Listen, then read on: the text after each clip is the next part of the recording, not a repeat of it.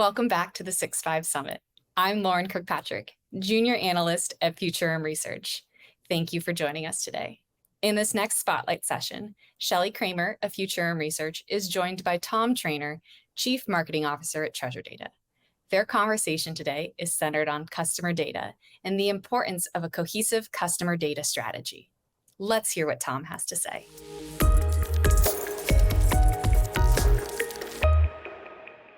Hi, Tom. Welcome to the 6-5 Summit. We're so happy to have you as part of this year's event. Today, we are going to dive into an important topic, customer data.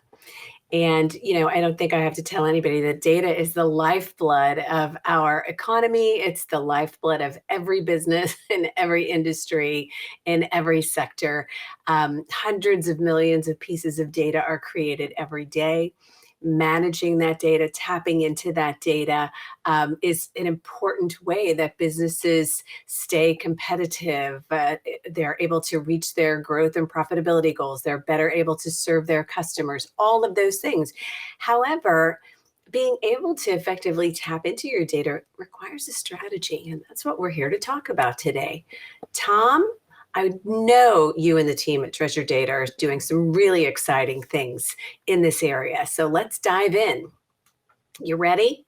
Absolutely ready. Thanks, Shelley. Glad to be here. As I said, we're glad to have you. So let's talk a little bit about what's important when it comes to data strategies. What's important for enterprises to be thinking about? Yeah, these days, I think what is really important for enterprises to consider is building up that customer data foundation that's across the enterprise, that provides a single source of truth for all the different customer-facing organizations. In the past and still today, a lot of companies have these, massive numbers of data silos, and each organization that touches the customer has a different view of the truth for that customer. And in fact, sometimes customers can't even add up how many consumers or customers they have, because it's in each system tells them a different answer. So I think it's important that enterprises today really think about that holistic customer data foundation that all the organizations can tap into. Yeah, and I think that, for a long time, organizations have maybe mistakenly felt like, a customer data platform is for marketing, right? And the reality of it is, and what you're saying is that a customer data platform is not, and a data strategy is not solely for marketing. This is a strategy that should extend across your whole organization, right? Correct. And if you think about it, a lot of CEOs have come out and say, we want to be the most customer-centric organization around, and we really want to focus on the customer. Well, the problem is they can't do that if they don't really know much about the customer. They don't really know what the journey is. And all these different touch points are not just marketing touch points. There's customer service, there's loyalty programs, there's in-store, there's, all the, the website. So there's so many different touch points and so many different organizations that to be truly customer centric, you need to consider this a kind of company-wide strategy. Well, yeah, and it's beyond just, in my experience, it's beyond just marketing, it's beyond just sales. It's your finance teams, it's, your product teams, it's your supply chain, right? Like, what's more important these days than supply chain? I think I said finance, it's your executive management. I mean, all of these parts of the organization need to have insight into the customer data. So I think that for me, and I know for you and your team as well, customer data is the foundation upon which you build your business, right? It's the foundation upon which you build your strategies. So I think that you're absolutely spot on there. Let's talk a little bit also about customer data and privacy.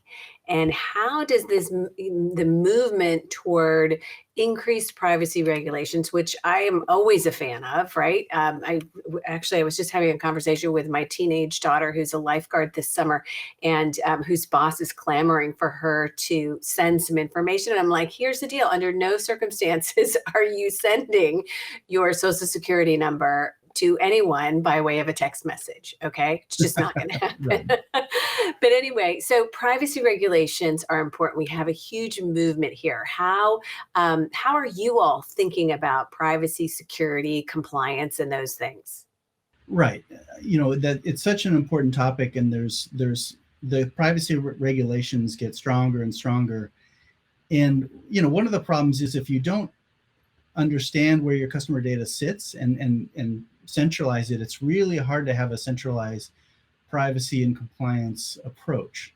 So yeah, the way we think about it is get a handle on your customer data. Don't have it in all these silos where you really don't know what's being done with it and how it's being secured, and get it centrally managed, really understand it, put a leader in place. And that way you can actually deliver kind of that privacy and compliance at scale. And then you can work with the teams that engage with the customers and help them, set the rules and the compliance that they need to follow with those different pieces of data. So I think centralizing and getting a handle on your first party data strategy is a key part of privacy and compliance. Yeah, absolutely. Absolutely. So what about, I just did an interview recently on this topic. Let's talk about the cookieless future and, the reduction in tracking that we're seeing with Apple's operating system and massive changes at Google. What are you seeing from and hearing from your customers on this front? How are you and your team addressing these challenges? I'd love to hear more about that. Yeah, I think two trends are really putting some fuel behind first party data strategy. One of that is the increased amount of digital engagement that we have, during the pandemic and post pandemic. The amount of digital engagement that companies have has really increased. And the second thing is the cookieless future, where there will be a lot less tracking, a lot less information, a lot less feedback from these devices and ecosystems. So what that's leading to is companies really want to get a handle on the first party data, the data that they can manage themselves. They can get feedback. They can work directly with the consumers on what data they would like to share, what data they would not like to share, and preferences, interests, history, things like that. So what's happening is companies are really embracing the first party data strategy, including companies that traditionally haven't had a lot of consumer engagement, like CPG companies. So I think it's definitely fueling interest in building this kind of customer data foundation, usually using a CDP to develop this first party data approach. Yeah. I think we've been very, marketers have kind of had things easy, which I hate to say. I mean, I'm a career brand strategist, right? So, but I just mean in terms of tracking and all of the technology that we have been able to rely on that has given us information about customers. And when that shifts, and again, I think it should shift. I'm a customer too, right? I care a lot about my data.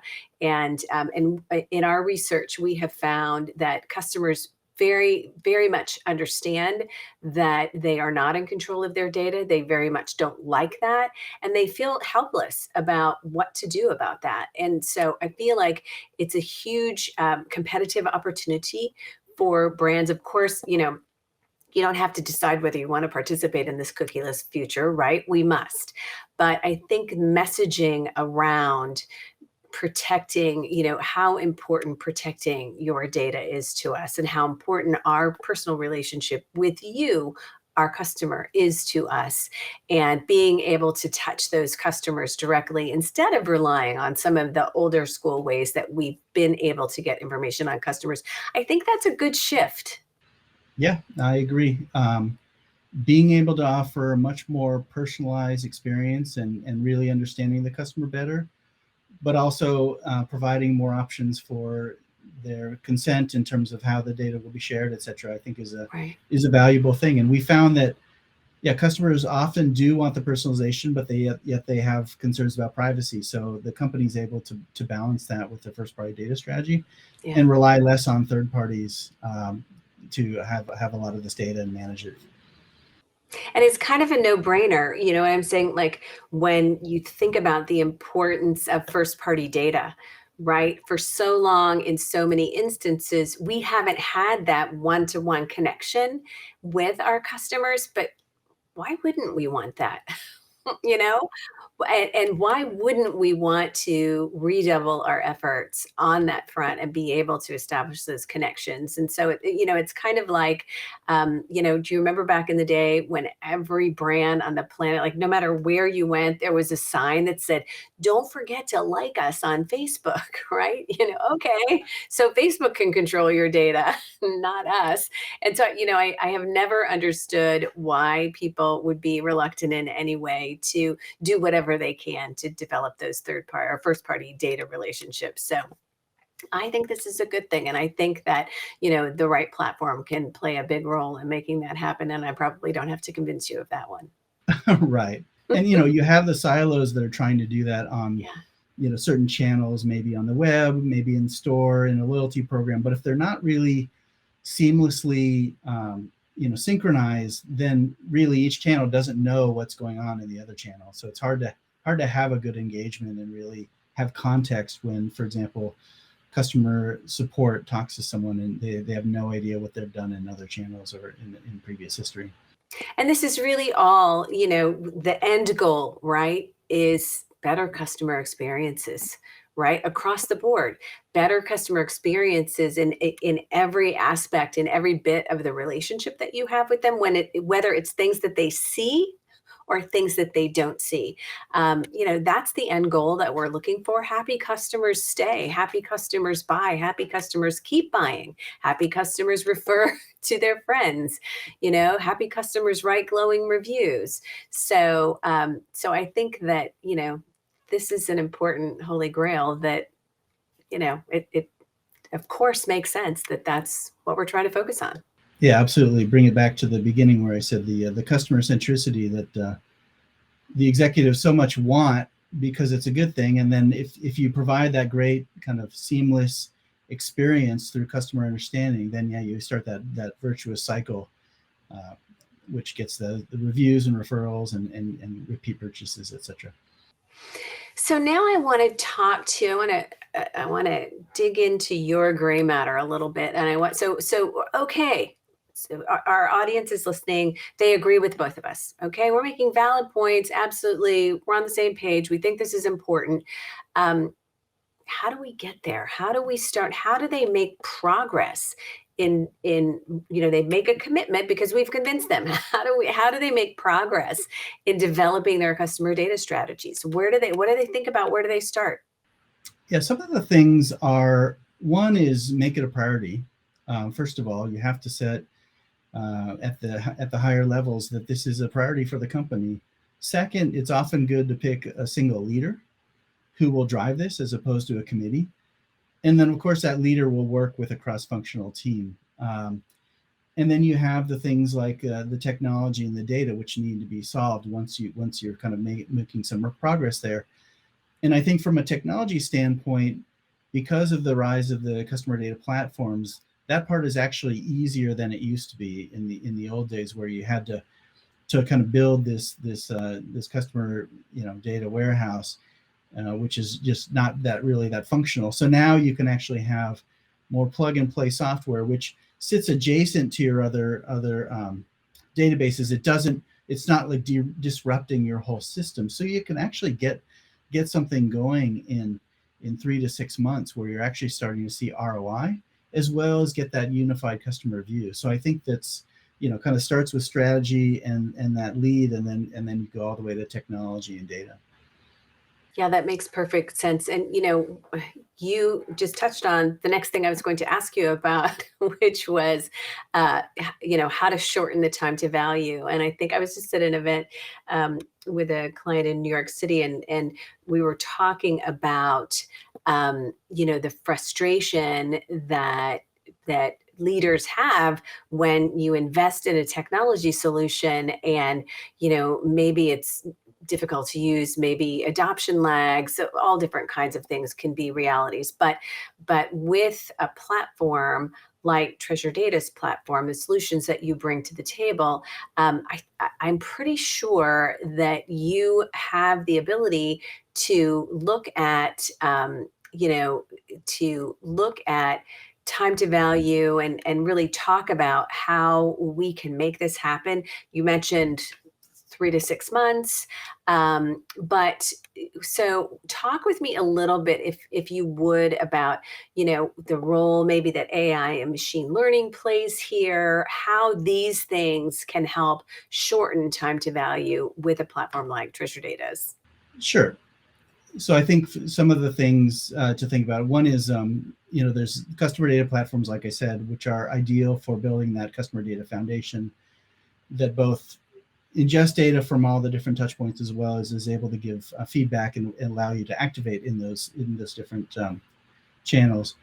But yeah, so for time to value, the way we think about it is, find the data sources that you want to connect, and there will be a set of obvious ones that, right off the bat. And then implementing a CDP like Treasure Data, where we have kind of a schemaless approach. We don't have a huge schema project for each different integration. We ingest the data, and then we start to pull these profiles together and unify the profiles. And that's where the aha moments start to happen, because for the first time, the customer can have this unified customer view and can really see the entire journey. So the first value is actually fairly quick in having all that data in one place and it's unified. And then what we usually recommend is 2 to 3 key use cases that we'll roll out that are low-hanging fruit, or things that really kind of test drive the system, and those usually show ROI pretty quickly. And we can use predictive capabilities in the AI and ML for things like predicting which segments are most likely to buy X or Y, or serving the next best offer or next best communication, so things like that. So that's how, when you have that massive data, you can start to use the AI and ML to make predictions, which then start to lead your marketing or other teams in the right direction in terms of how best to communicate or what offers to serve, things like that. I like it.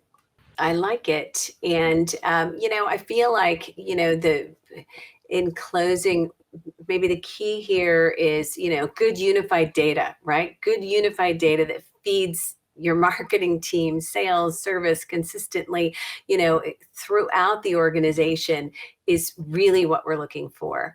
And then I think that, I was smiling when you were talking about your use cases. I think that's the secret to almost any successful deployment, right?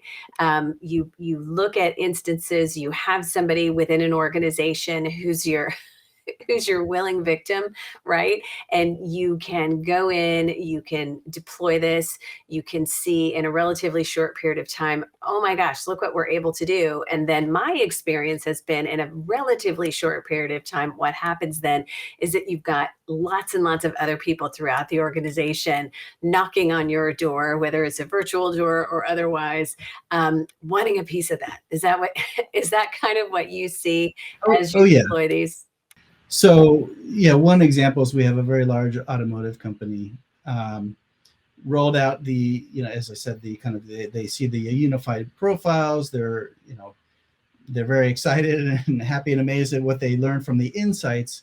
Roll out 2 or 3 use cases, and then 10, and then now there's a list of over 100 use cases that they're planning to roll out across a lot of different functions. So it's just amazing to see the momentum when a company really grabs hold of this, and there's a strong leader, and then you can see the ROI from the first couple or 3 use cases, and they're just like, okay, we need to continue doing more and more. So yeah. Well, and that's the very best thing, right? I mean, that's what makes it so exciting. But it is that, making a decision that this is important, making, an investment with the right strategic vendor partner, and then, rolling this out and putting a strategy in place behind it, right? This isn't just happenstance. We're not just throwing this out. This is our strategy. This is how we're going about this. And it really is exciting once that ball starts rolling, and once you see people start to get excited and light bulbs start going off, and it's like, oh my gosh, this is so far beyond what we could ever have done on our own, right? And I think it's really a really cool moment that I find when talking to customers, and I have a feeling you maybe experience that as well. Well, absolutely. And I think the things that we don't think about are when a company has grown by acquisition, they have so many different CRMs and ERPs and everything. This is the first time and the first system that can pull a lot of that data together and really help those companies work better together and get a complete view. There's other things like multiple geographies. We've rolled out with Anheuser-Busch AB InBev over 440 geographies, so using the same system. So it's just things that previously people thought were impossible are now possible with the technology. Well, I think that's tremendously exciting. Tom Treanor, thanks so much for hanging out with me today and for being a part of the 6-5 Summit. It's always a pleasure to spend time with you, and very much appreciate you sharing your insights here. Thank you, Shelley. I really enjoyed it.